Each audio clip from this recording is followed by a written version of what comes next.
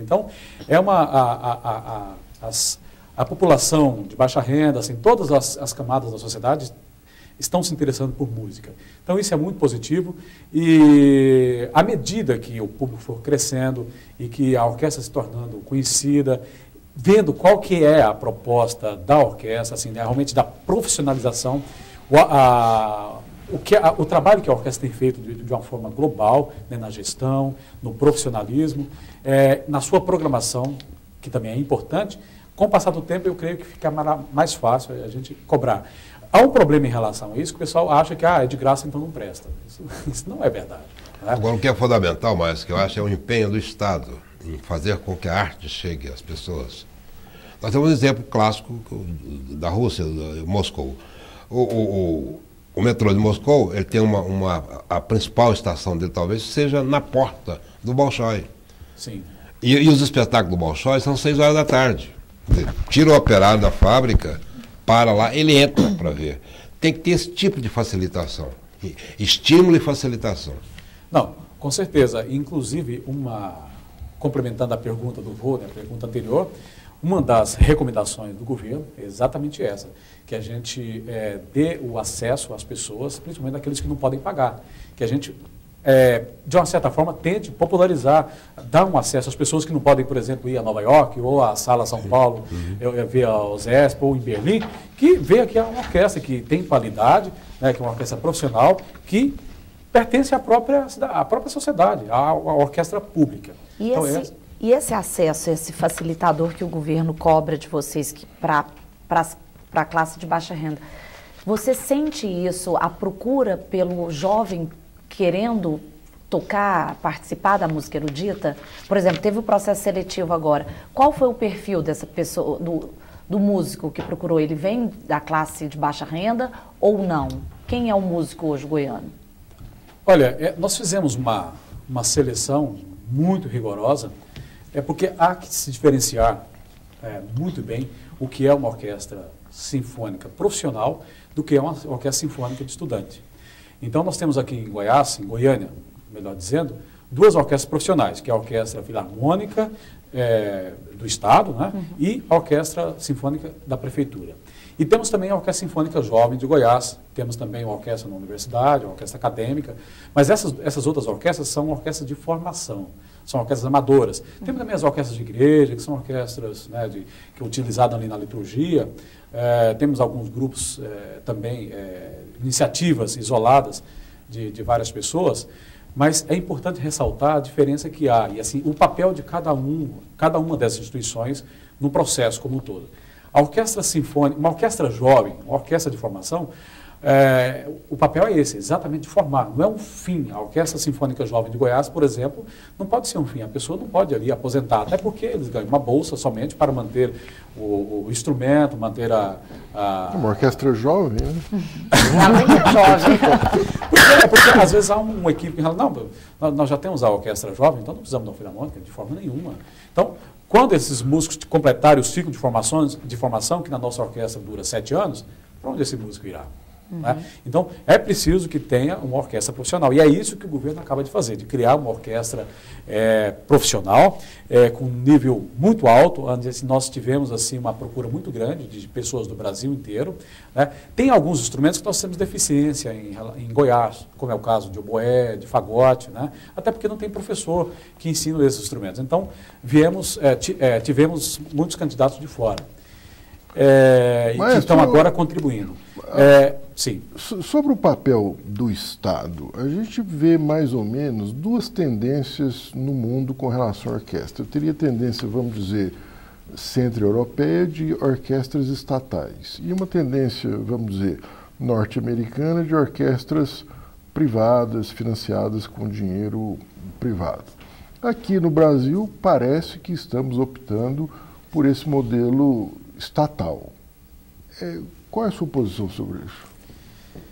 Olha, eu aproveito a sua pergunta até para fazer uma diferenciação que normalmente as pessoas têm muita dúvida do que é uma orquestra filarmônica e o que é uma orquestra sinfônica. Todo mundo faz essa pergunta e às vezes fica muita dúvida. Então, eu diria que a diferença entre uma orquestra sinfônica e uma filarmônica, no que tange a número de instrumentos e o que faz musicalmente, é nenhuma. Executa o mesmo repertório, faz a mesma atividade. Uma orquestra de câmara, por exemplo, é diferente. Uma orquestra de câmara executa obras em ambientes pequenos e obras com um número menor de instrumentos, né, abaixo de 20, 15, a gente chama de orquestra de câmara.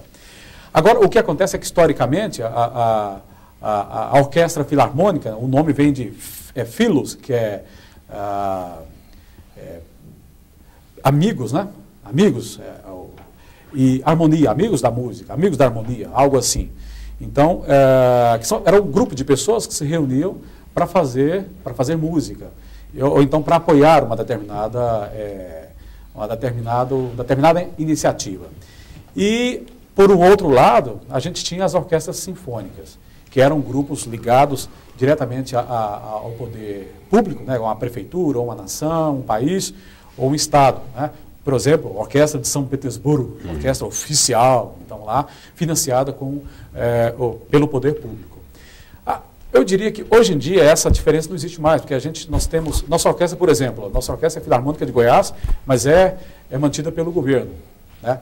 A nossa ideia é fazer uma coisa híbrida, algo híbrido, que tenha esse apoio do governo, mas também que aos poucos a gente mostrar que a sociedade também precisa se envolver, né, na gestão e no financiamento também das atividades da orquestra. Não existe, então, essa diferença. A gente tem duas coisas. Nós temos orquestras sinfônicas que são financiadas pelo Estado, mas também, em parte, financiadas pela sociedade, como é o caso da USESP, né, que eles têm parte do orçamento do Estado e parte da venda de ingressos e também de patrocínio. E, ao mesmo tempo, a gente tem Filarmônica, né, que é uma orquestra de iniciativas de amigos, uma sociedade de pessoas que recebem também patrocínio estatal. Então, no nosso caso, nós optamos por esse nome de Orquestra Filarmônica de Goiás, porque é um nome que já existia, uma orquestra que teve, assim, historicamente, uma importância grande também na década de 90, né? Foi um trabalho, esse nome já existia, é um nome conhecido da população, e que o governo resolveu resgatar. Vale enfatizar que essa iniciativa ocorreu no governo de Henrique Santil, né, onde nós tivemos um êxodo de músicos para Goiânia, né, sob a direção do Joaquim Jaime, onde foi possível formar o Gustavo Ritter, por exemplo, criar o Gustavo Ritter com esses professores que vieram.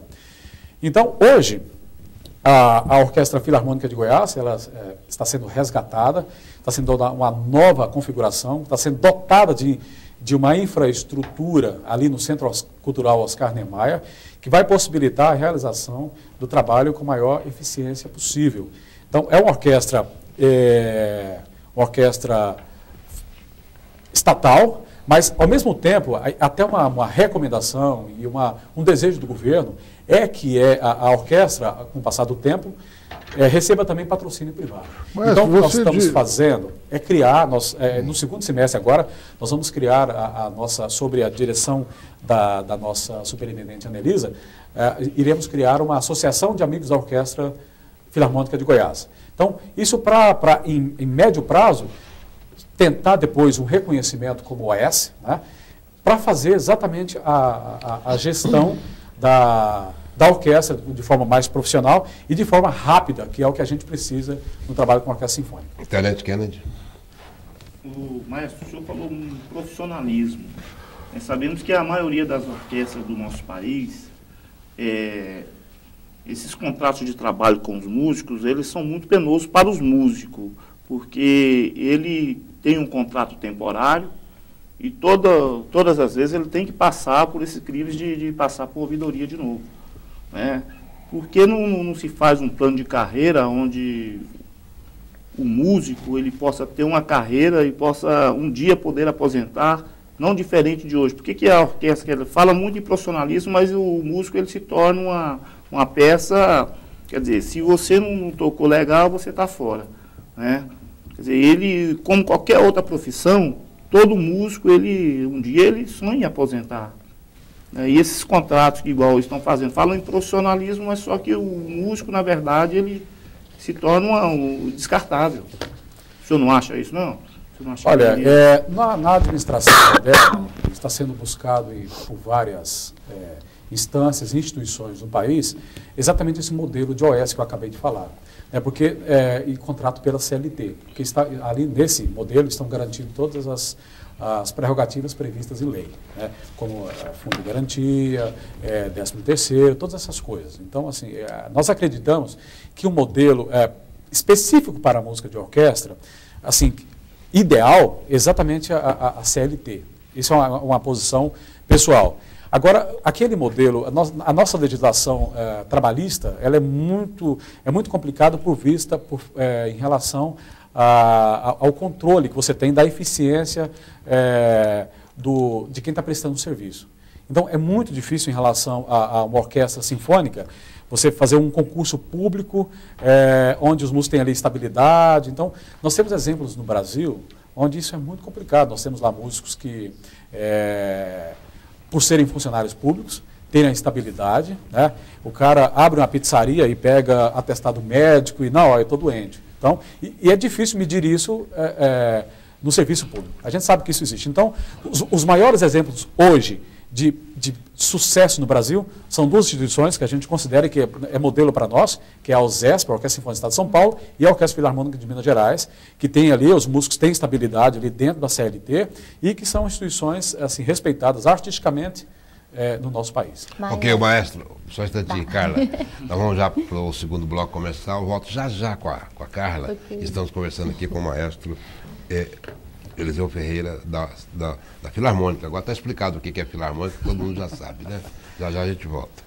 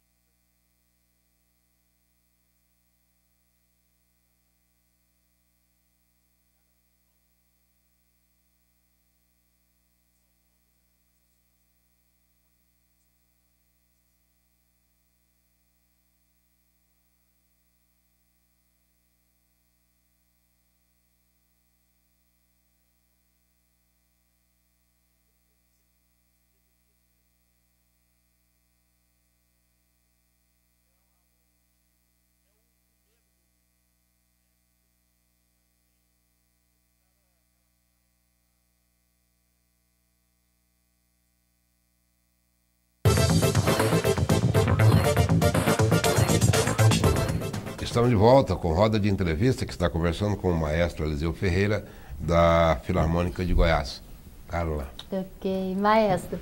Em 2011, a orquestra passou por um processo de reestruturação. O senhor agora há pouco falou das diferentes formas de manutenção, né, de se manter uma orquestra. Essa reestruturação, primeiro, a orquestra ela chegou a ser fechada? Ou só esse processo de reestruturação teve a ver com questão de verba, de gestão? Por que isso aconteceu e como foi esse processo?